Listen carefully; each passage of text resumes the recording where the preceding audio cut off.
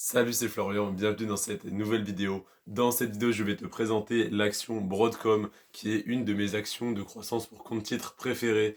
Je te présente tout de suite cette action. On attaque avec la croissance sur 10 ans du cours de l'action. La croissance sur les 10 dernières années s'élève à 1363%.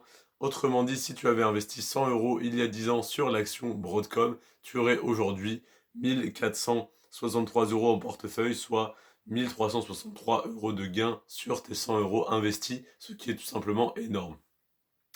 Ensuite, le PER de cette action, on pourrait s'attendre à ce qu'il soit extrêmement surévalué étant donné la croissance sur les 10 dernières années, et ce n'est pas le cas, donc c'est une très bonne nouvelle. Il n'est que de 18, alors 18 pour une action à dividende, c'est correct, voire un petit peu élevé. Pour une action de croissance pour compte titre, c'est relativement bas, donc très intéressant. Ensuite, la capitalisation boursière s'élève à 212 milliards de dollars, donc c'est une très grosse capitalisation, hein. On est loin des 2440 milliards de Apple, hein. On est 10 fois plus bas que Apple, mais on est quand même sur une énorme capitalisation par rapport à certaines entreprises qui sont à quelques milliards d'euros et qui sont quand même des actions de croissance intéressantes. Là, on est sur déjà du 212 milliards de dollars de capitalisation, donc c'est déjà une très très grosse entreprise.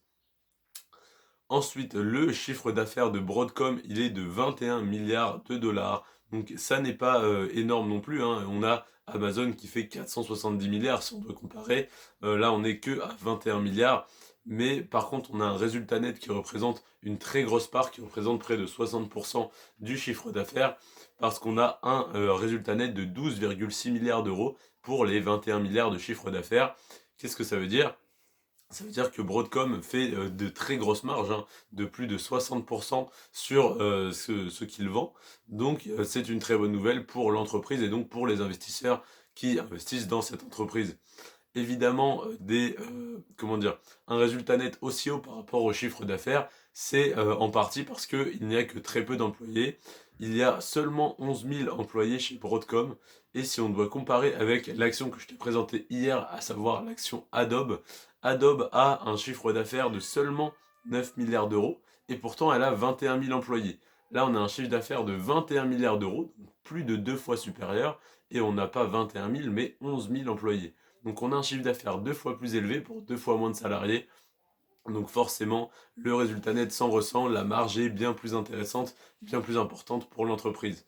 Donc, comme je l'ai dit, 11 000 salariés, donc c'est quand même une entreprise bien établie, mais ça n'a rien à voir, une fois de plus, avec des entreprises comme Amazon qui ont plus d'1 million de salariés. Donc là, 11 000 salariés, un résultat net qui représente une part très importante du chiffre d'affaires, donc très bonne nouvelle.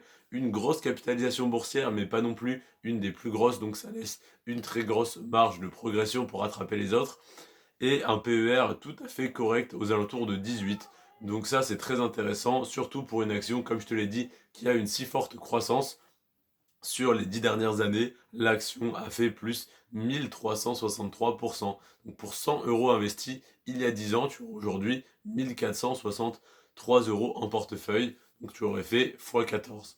Je te remercie d'avoir regardé cette vidéo jusqu'à la fin. C'était Florian. On se retrouve demain pour l'analyse de l'action Netflix. Sur ce, prends soin de toi et de tes finances. Et à demain, 15 h.